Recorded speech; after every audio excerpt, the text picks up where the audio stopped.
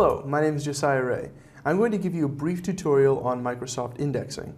And this works in a Word document where you've got, say, like a list of terms that you would like listed at the end of your document or book or what have you, like you see at the back of textbooks. And it will refer for that term back to the page that it's referenced on. So I'm here inside of Word, and I've got this block of text that I've generated. And I want to reference, say, this word right here. So we come over here to References, and we're going to click on Mark Entry. And it's going to ask us, the name of it and all of that stuff. And we're just going to say, yep, we want it to be on the current page. We can reference it to other pages as well for cross-reference and things, but we're just going to leave the defaults.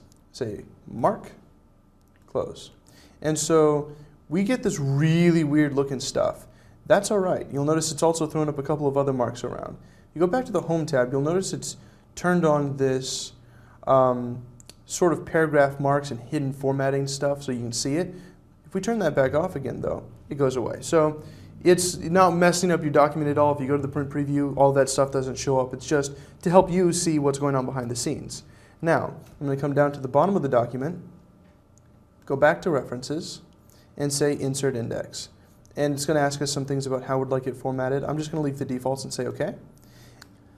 So you can see it's listed out the word and the page number, which is 1. It's the only page that we've got. And you can also list out any definitions you would like to have with the word as well.